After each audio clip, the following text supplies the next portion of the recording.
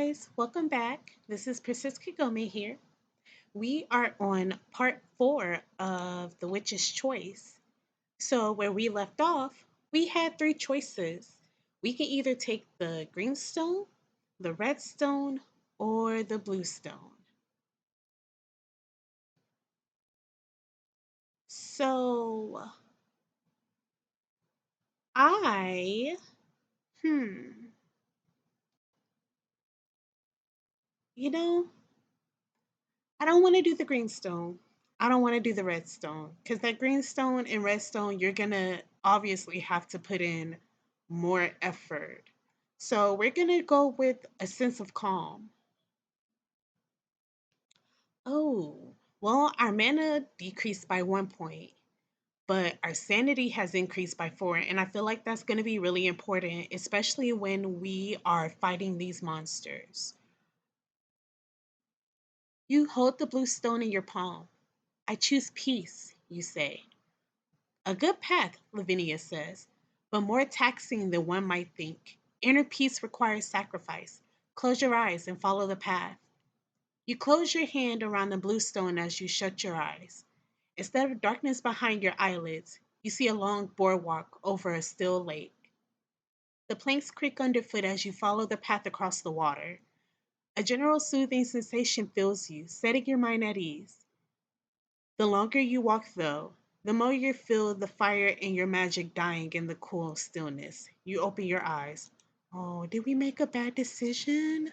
Oh no. You find yourself on a well beaten path, and you have the sense that you're back in your own reality. Oh, okay.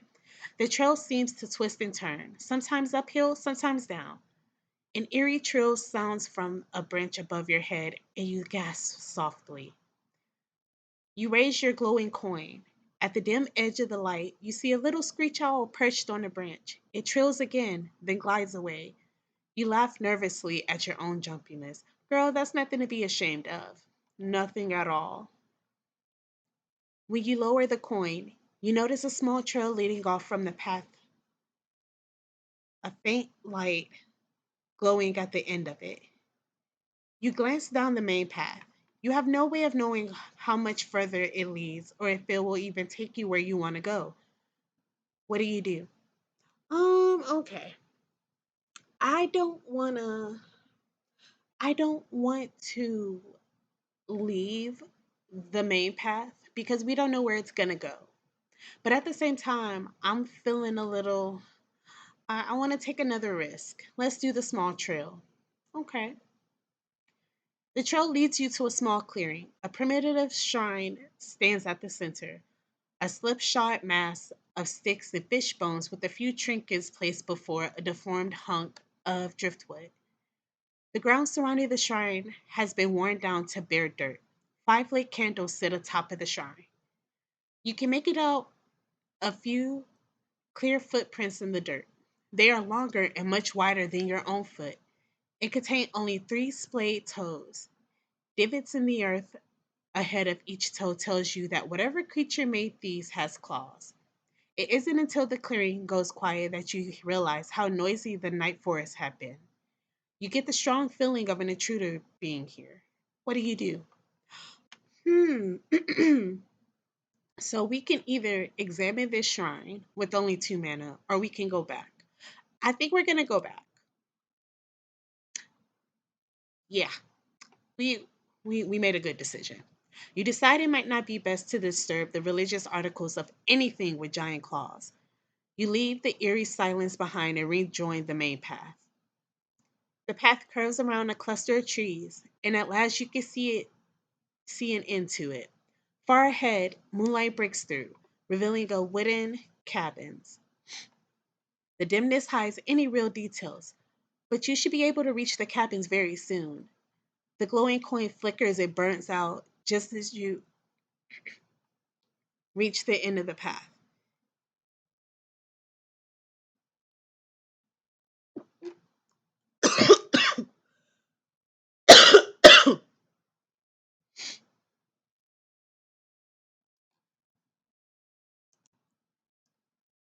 Sorry about that. You do not need its light. to show you that what you took to be a few cabins is more of a small village. A handful of old weather beaten buildings huddle together around a dirt clearing. The forest looms at their backs. This feels like an old place, one that no one has lived in for a very long time. At one end of the clearing, a well traveled path leads upward towards a stately house that looks much newer than the rundown cabins. You hear voices coming from the path behind you. Lantern light glows from around the bend in the trail. You duck through the nearest open doorway and crouch in the shadows just inside. The dust in the air makes you want to cough, but you don't dare.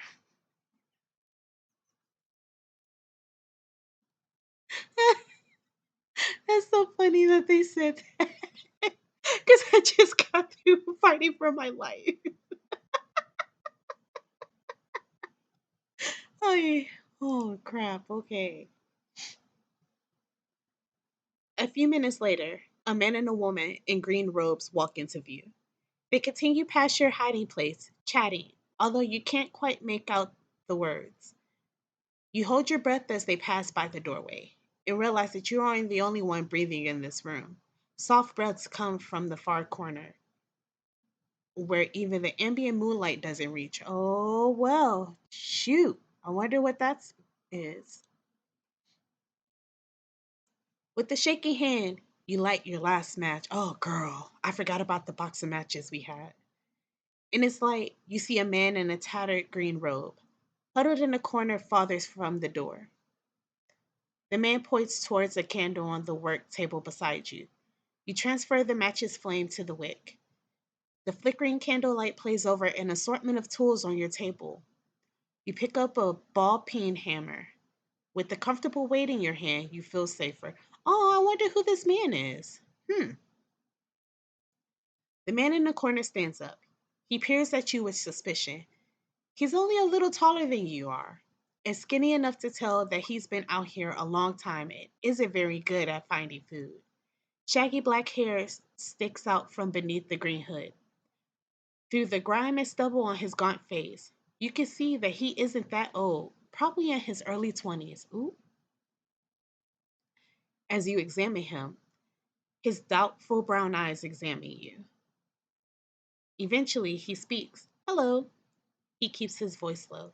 It sounds uneven, as though he hasn't used it in a long time. He clears his throat. Who are you? You glance over the faded green robe. Unlike the others you've seen, this one is patched and stained. The hem trails loose threads. Who are you? You ask in return. Thomas, he says acidly. He narrows his eyes. I asked you first. Who are you? You aren't the order. What are you doing here? What do you do? Oh my gosh. Oh, I really do hate lying to people, but like, I don't trust him enough to want to tell him that we're here for our uncle. But I feel like if we don't tell him the truth, it might just bite us in the butt. I don't know. I don't know, gang. Let's tell him the truth.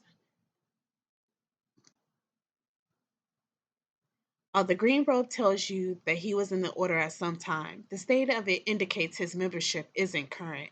My name is Ruth, you say. I. Keep your voice down, Thomas hisses. They took my uncle, you whisper. I'm here to get him back. Thomas tilts his head. How do you plan to do that? You glance down at your hands. Well, I'm working that out as I go along. That house on the hill looks promising. Yes, right into the heart of them, Thomas grins. And from there, they won't just let you free him. It's been a funny kind of day. You stand a little straighter. I'd like to see them try and stop me. Oh, girl! Yes! Oh my gosh! Ruthie, baby! All that spunk, I love it. Yes, ma'am, take charge. A delighted laugh slips past Thomas' lips. He claps one hand over his mouth, eyes wide. After a long, silent moment, he lowers his hand. You have it too, he he whispers excitedly. Perfect. Oh, what do we have, Thomas? What are you talking about, Boo? What are you talking about? Ooh, we got a life and we got some more mana. Na na na na na na. Yip hooray.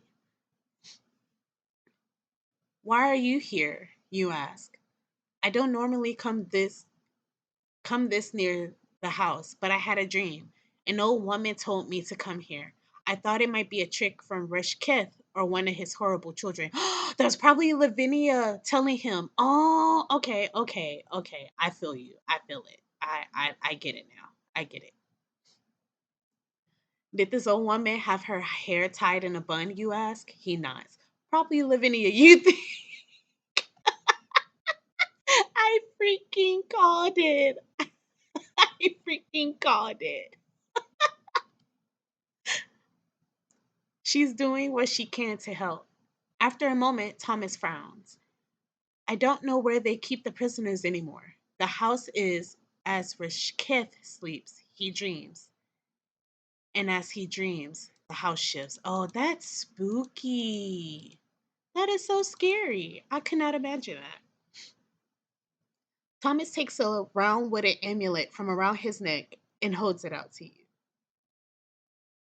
Here, it can't help you with the house, but it should give you a boost.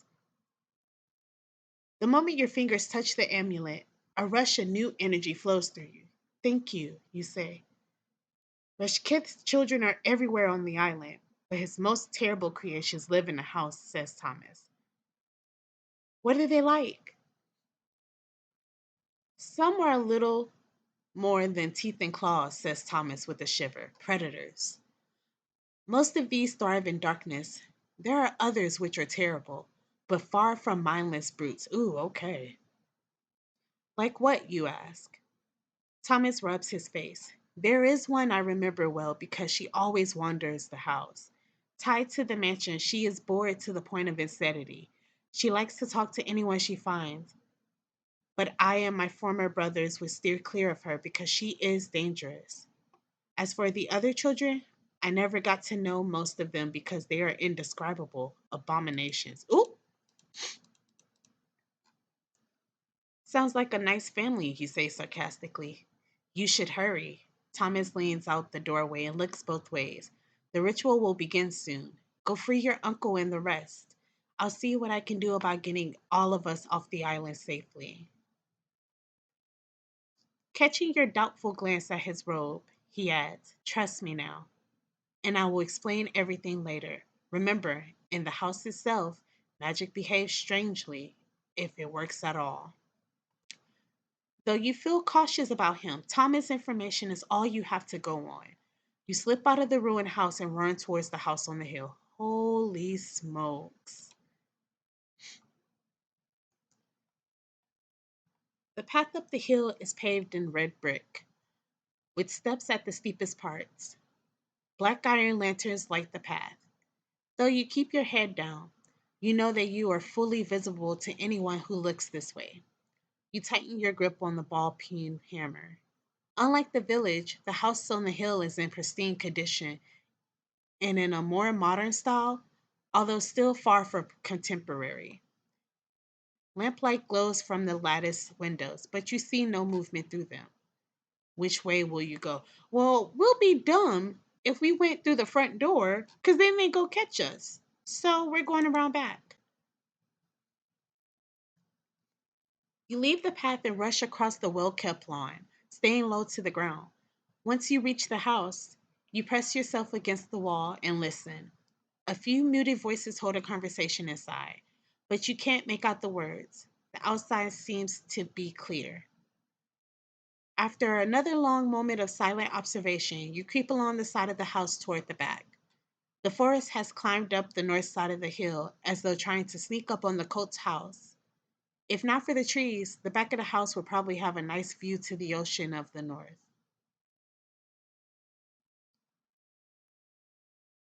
The house has no back door for the ground level, but you do find an opening, and it's a bright green cellar door. The room beyond the window is empty, and as far as you can tell, but it's really too dark to be certain. A strong wind blows past, pushing you forward a step. The cellar door flips open. The wind rustles through the trees, and the cessations of the leaves sound like murmurs of encouragement. Where do you go? Oh, oh my gosh. Okay, guys. Let's see.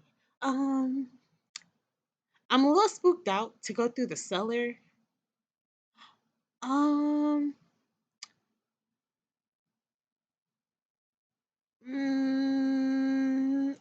I'm just still so surprised. Let's do the cellar. Yeah. Chances seem good that the prisoners would be kept in the cellar. It's where you keep them, if you ever had any, hypothetically. From the top of the steps, you can't see much of anything. Though a lit lantern sits on the steps, providing a fire hazard, its light doesn't seem to penetrate very far into the darkness. You pick up the lantern as you descend the steps. They're a little longer than they looked from the door, but that sense of confusion is wiped out by what you see at the bottom. A long brick wall tunnel stretches before you. The familiar scent of mildew makes you take a step back. This is the tunnel underneath Marooner's Point? Holy crap, but that can't be. Impossible, you whisper.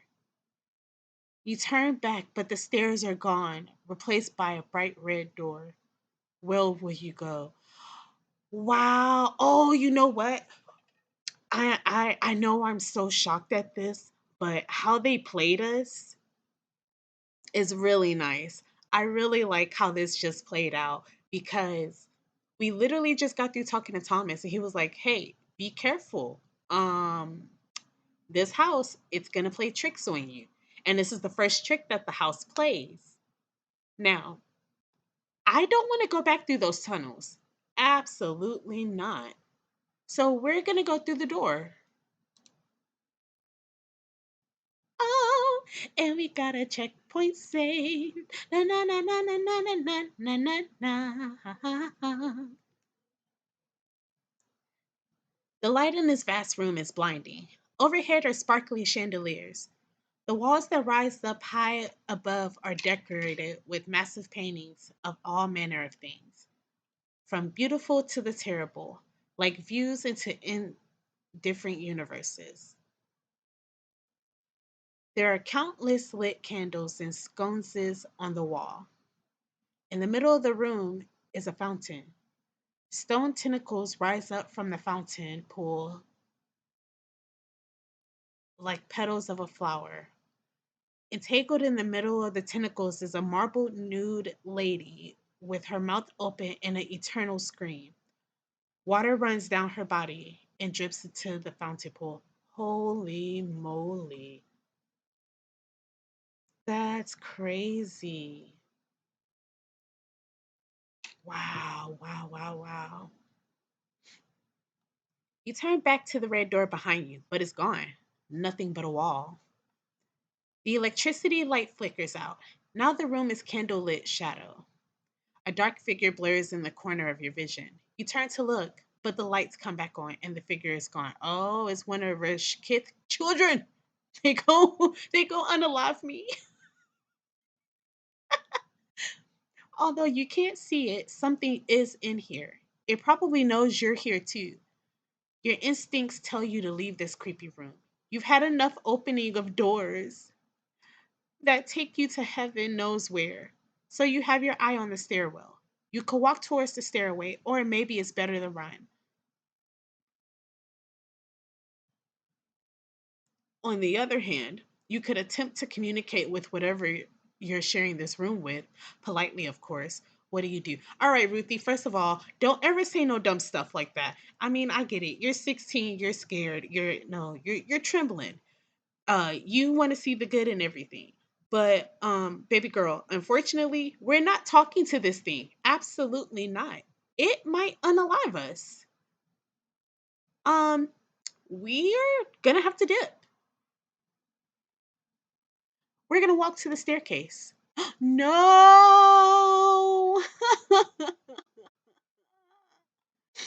I'm so upset. Okay, that's okay. That's okay. Don't panic, you think. Just leave the room. You walk deliberately towards the stairs and then up several steps. Just then, electricity goes out. Standing in front of you in the candlelight is what you could describe best as a demon woman in a ballroom dress. Horns, fangs, and blood trickling from her eyes and mouth. Oh my gosh. Ooh, she looks kind of spooky. She looked kind of spooky. Ooh, all right, lady. Your heart stops and you scream despite yourself, falling backwards down the stairs. You bang your head on the step. Quickly, you get up to your feet. The electricity lights go back on. Holy smokes. Hello, Ruth, says a voice behind you. You jump and turn. There's a young woman standing here. She's wearing a cocktail dress. Her hair is arranged in a bob, a contemporary style. Her eyes are large, dark, and you see no life in them. Now that the creature is out in the open, you can deal with her or it. What do you do? Oh my lord.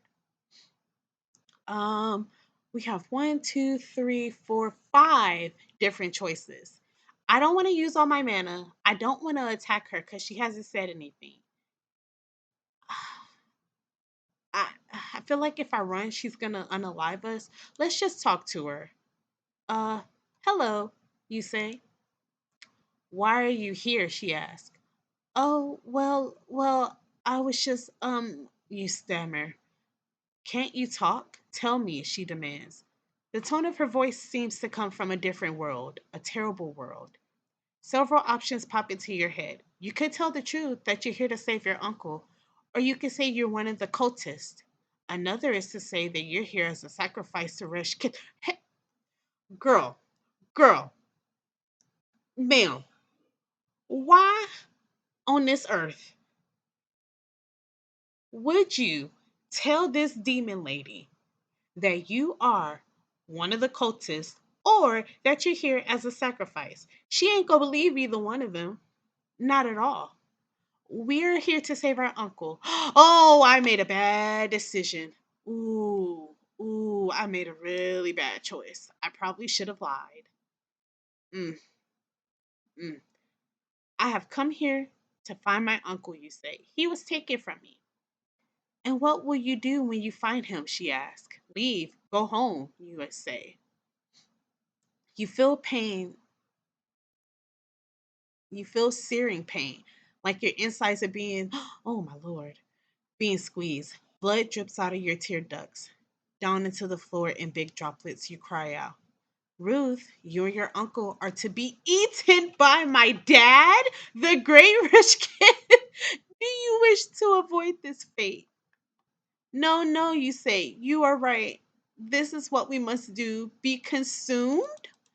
The pain stops. She frowns at you. Yes, it is an honor to be a part of my father. It is true that you will be no more. But of course, that doesn't matter. Oh no. An honor, yes, you say, taking a breath. In the meantime, you and I can talk. I don't get many visitors, she says. Let me start with giving you something. She clacks over the marble floor on her high heels. Come, follow me. Oh, guys, I led us straight into her trap. Dang. You follow her to an ornate brass table. On top are candles in a large wooden box with many strange carvings on it. You only glance at the box for a moment when the symbols begin to swirl in your mind. You look away. My lady, do you mind if I call you that? You ask, using your sweetest tone. It's just that you look like a refined lady to me. No, you will call me Grinda? Woman, you are rude. Rude AF. I can't. I cannot with you. No, no, no, no, no. Mm-mm. No, ma'am. Absolutely not.